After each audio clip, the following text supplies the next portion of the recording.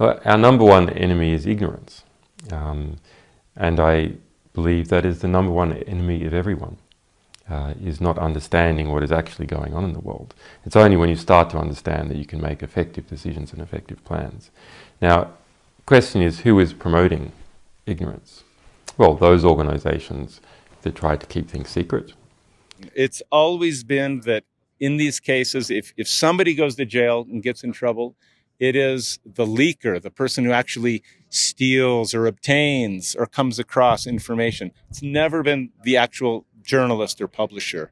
So that's what's at stake. We need people like that, and we need truth tellers and people who are willing to dig and go against what is the received narrative. I'm Tamara Ugolini for Rebel News here in Mexico, actually. And behind me, there is a small protest happening in support of Julian Assange, 52-year-old former Australian computer programmer, editor, and activist who founded the whistleblowing website WikiLeaks in 2006. In 2010 and 11, he published classified government and corporate documents related to war, spying, corruption, including video footage suggesting that the United States military was involved in civilian casualties during the Afghanistan war. He was arrested inside of the Ecuador embassy in 2019 for the U.S. indictment of conspiracy to commit computer intrusion, which was later expanded to include over a dozen charges under the U.S. Espionage Act, and he's been detained in London's high-security Belmarsh prison ever since. The U.S. Department of Justice described his leaks as some of the largest compromises of classified information in the history of the United States. Assange's extradition was initially blocked due to concerns about self-harm and the torturous conditions in the U.S. max security prisons, including likely indefinite solitary confinement, but two courts have since upheld the 2022 decision to extradite him.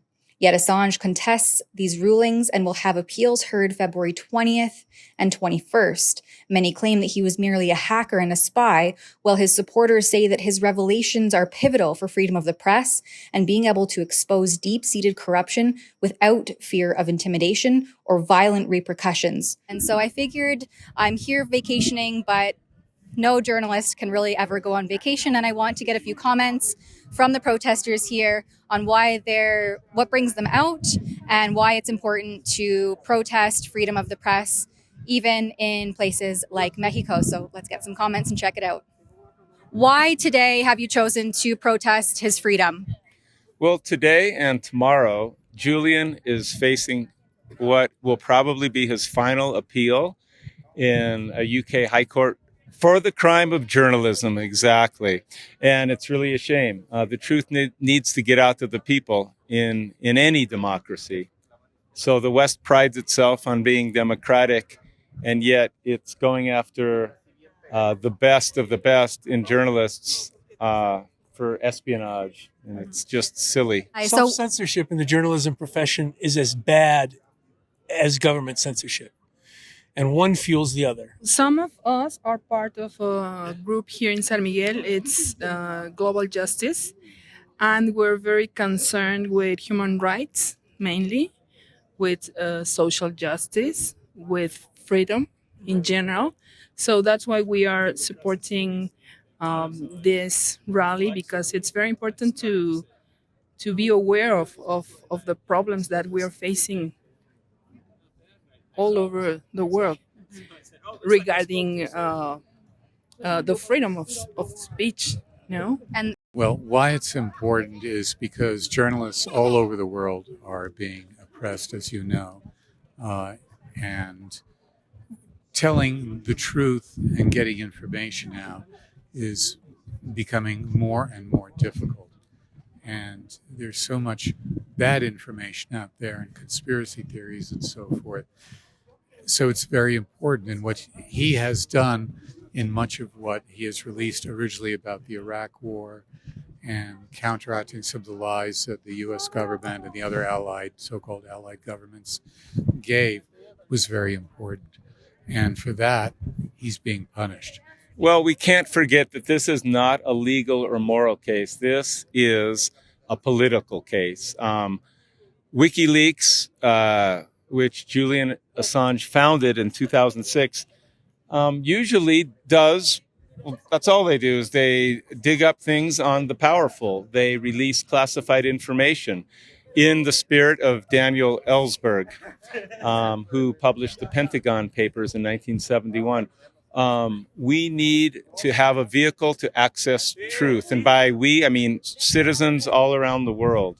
We need to see what the rich and powerful are doing with our tax dollars and in our name.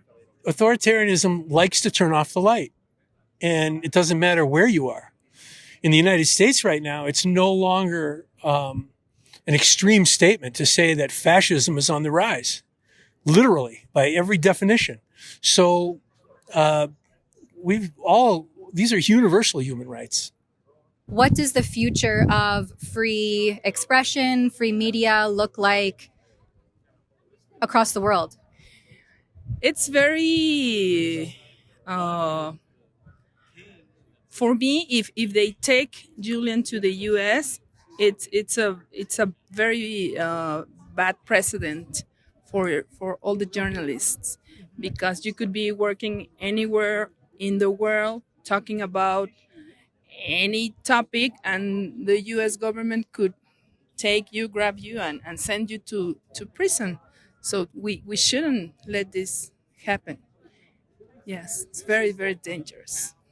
And a lot of journalists around the world are being punished by being put in jail as he is, or they're being killed, beaten up, and what have you. And that's happening, unfortunately, all over the world. So it's a situation that's getting worse. Most people think that he'll get extradited to the U.S., and pro-free press, pro-journalists, pro-human rights groups, pro-Assange groups will not stop until he's a free man. Reporting the news, being a journalist, should not be a crime. And that's really what he's being convicted of, if you will. Persecuted by for being a crime. And then they make up things like he was a rapist, et cetera, and then that was proven to be false and didn't hold water. So the powers that be will do whatever they can. It's always been that in these cases, if somebody goes to jail and gets in trouble, it is the leaker, the person who actually steals or obtains or comes across information. It's never been the actual journalist or publisher. So that's what's at stake. It's going to be extremely chilling, and one more step into the 1984 world of journalism that we already inhabit. I would say it's a kickstart in the wrong direction if Assange doesn't stay out of the United States. We need people like that, and we need truth tellers and people who are willing to dig and go against what is the received narrative. And that's very important, because critical thinking has gone by the wayside, and we need good information that can help us think critically. The media in general are so bad, we would have to question whether the world wouldn't be better off without them altogether. Rebels never take breaks, and if you appreciate the work that we do, even when we're supposed to be vacationing, then please head over to Rebel Field Reports. You can sign up there to follow all of our reports, and you can also chip in, if you're able to support our work. That's rebelfieldreports.com.